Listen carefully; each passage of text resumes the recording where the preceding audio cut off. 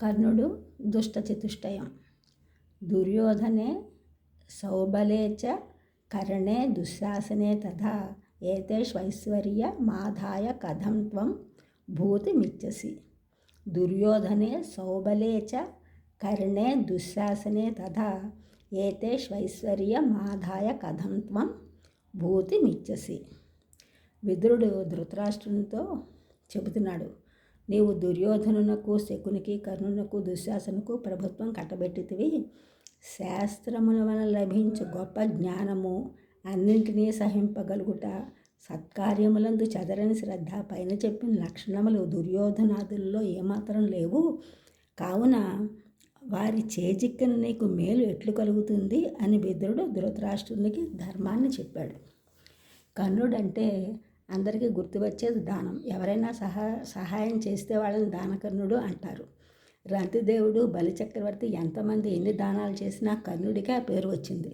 బలిచక్రవర్తిని విష్ణుమూర్తి వామన రూపంలో వచ్చి 3 అడుగులు దానంగా ఇవ్వమని అడవుగా భూమి, ఆకాశం దానం చేసిన తర్వాత రాక్షస గురువైన శుక్రాచార్యులు వచ్చినవాడు విష్ణుమూర్తి, అన్నీ ఇస్తే నువ్వెక్కడుంటావని చెప్పారు. దానికి బలిచక్రవర్తి, నాకు అంతకంటే కావలసింది ఏముంది, లక్ష్మీదేవిని చేపట్టిన చేతులు నా ముందు చేయి చాచాయని తన తలపై 3వ వరంగా కాలు పెట్టమన్నాడు బలిచక్రవర్తి. విష్ణుమూర్తి అతని ధర్మనిరతికి సంతోషించి పాతాళంలో ఒక అందమైన భవంతిని బంధుజనమునకు సరిపడా అన్ని ఏర్పాట్లు చేసి అక్కడ ఉండమన్నాడు. కర్ణుడు సూర్య అంశతో కుంతీమాతకు పుట్టినవాడు.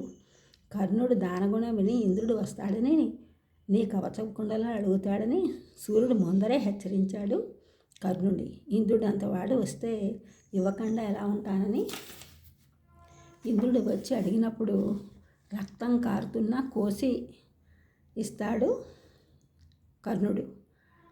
అలాంటి కర్ణుడు దుష్టులైన దుర్యోధనుడు, దుశ్శాసనుడు, శకునితో కలిసి దుష్ట చతుష్టయంగా పేరు పొందాడు. ఈ ఛానల్ చూసి వారందరూ కూడా సబ్స్క్రైబ్ చేయండి, షేర్ చేయండి, లైక్ చేయండి, కామెంట్ చేయండి. సబ్స్క్రైబ్ చేసిన అందరికీ కూడా కృతజ్ఞతలు, షేర్ చేసిన, లైక్ చేసిన, కామెంట్ చేసిన అందరికీ కూడా ధన్యవాదములు.